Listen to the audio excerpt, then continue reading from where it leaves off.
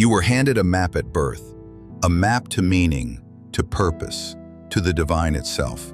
The paths were clearly marked. Pray here, believe this, avoid that. Salvation was a straight line. But for you, the map no longer matches the territory. You look at the ancient routes and see dead ends.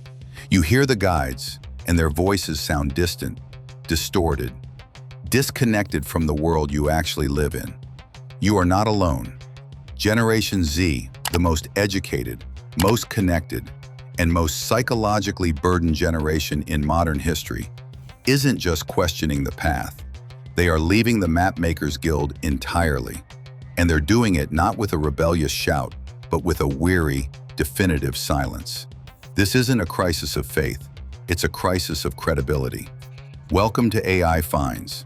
Today, the great spiritual unmooring, why Gen Z is walking away, and why this exodus might be the most honest search for God in a century.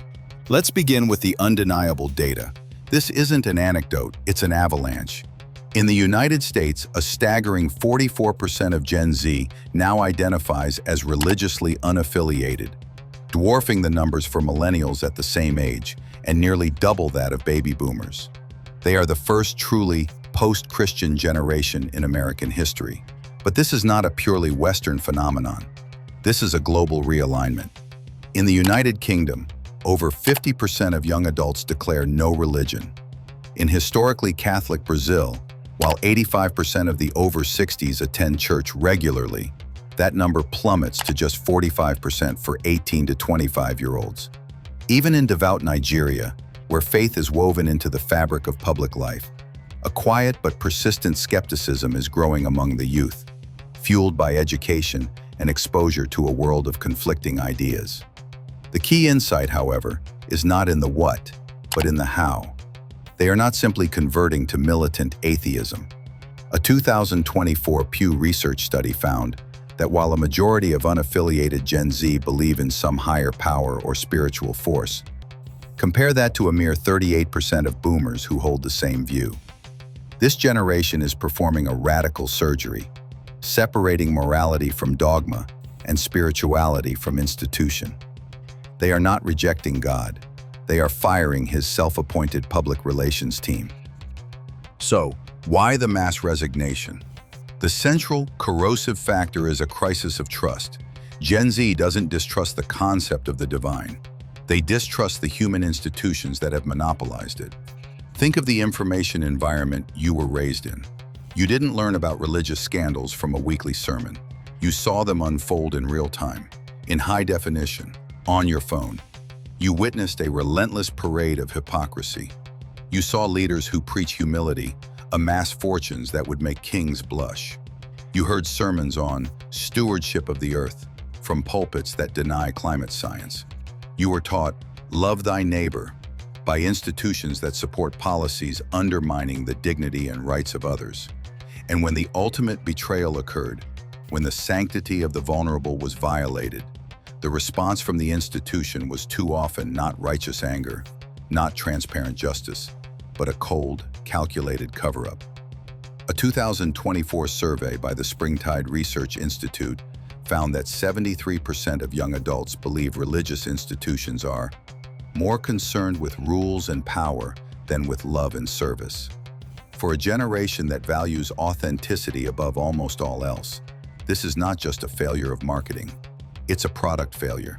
You were sold a vehicle of transcendence, but you found it was often just a machine for social control, and a broken one at that. But here is the true tectonic shift. The force that traditional institutions fear most, the democratization of divinity. We are living through a second Reformation, more profound than the one sparked by Gutenberg's press, and it is happening on the servers of YouTube and the forums of Reddit. For centuries, spiritual authority was gatekept. You needed a priest to interpret the text, a pastor to grant you access to God. Now you can read the Bhagavad Gita, the Tao Te Ching, and the Gospel of Thomas before breakfast. You can watch a Yale professor's lecture on the historical Jesus, then watch a mystic explain Kabbalah, then listen to a neuroscientist discuss the biology of mindfulness. You can be in a Discord server debating the problem of evil with philosophy students from Berlin, Tokyo, and Cairo. This unprecedented access creates a profound cognitive dissonance. When you see that your one true faith is just one of thousands, and that its eternal, unchanging truths have been constantly reinterpreted for 2 millennia, a critical question emerges. What here is actually from God, and what is simply human tradition, power structure, and cultural baggage wearing a mask of holiness? This isn't a lazy rejection of faith. It is an intellectually rigorous, cross-referential audit. And for many, the institution's books simply don't add up. This audit extends to the very definition of morality. Gen Z has not abandoned a moral code, they have written a new one, and it is in direct conflict with the one their grandparents were taught.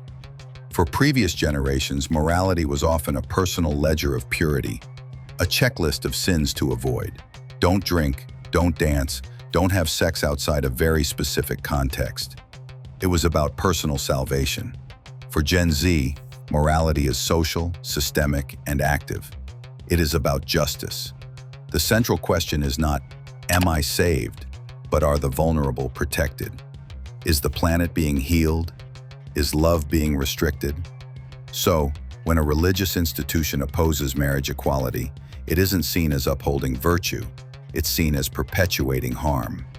When it prioritizes political power over feeding the hungry, it isn't seen as strategic, it's seen as a betrayal of its founder's mission.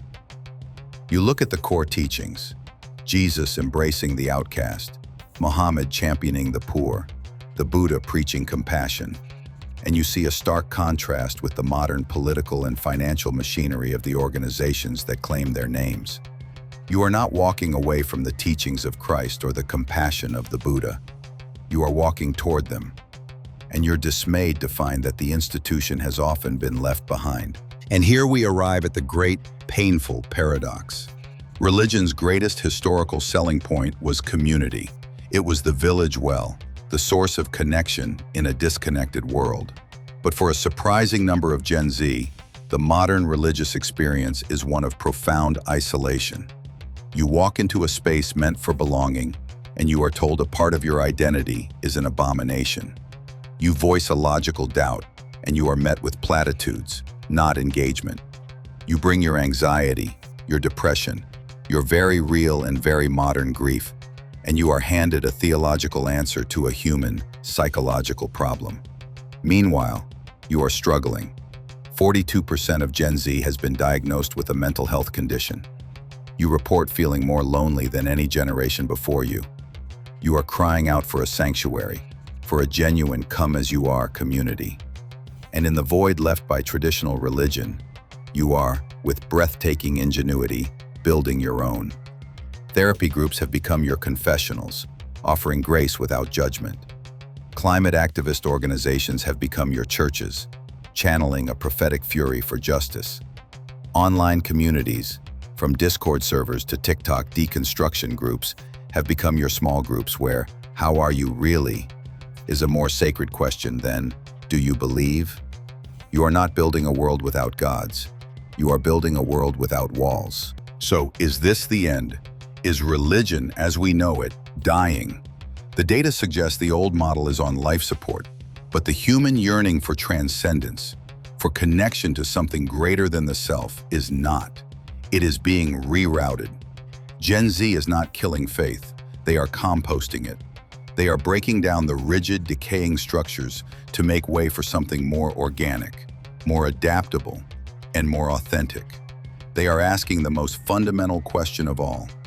If you strip away the money, the power, the politics, and the performance, what is the irreducible core? What remains?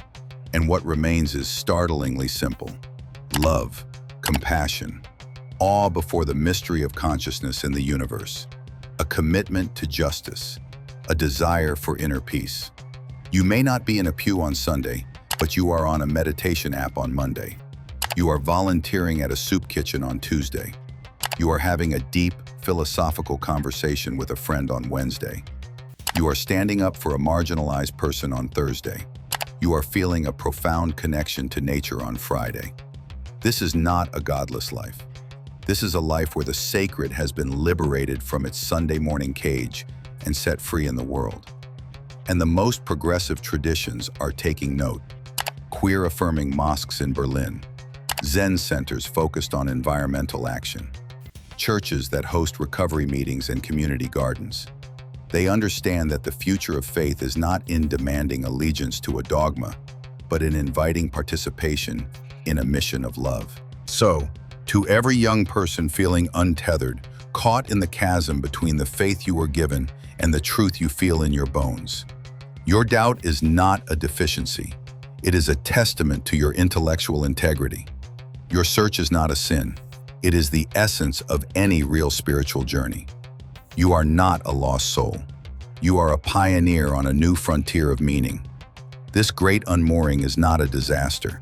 It is an invitation to rebuild, to reimagine, to find a faith that isn't based on fear, but on freedom. Not on what you should believe, but on how deeply you can love.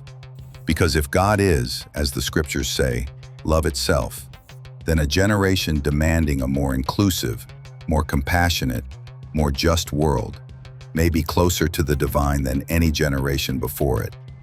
This isn't the end of religion. It's an upgrade. If this exploration of a generational shift resonated with you, smash that like button. It tells the algorithm that meaningful content matters. Subscribe for more deep dives into the ideas shaping our future. And most importantly, the conversation continues with you. Comment below and answer this. What is one thing traditional religion got right, and one thing it desperately needs to change? We read every single one. Your voice is part of this story.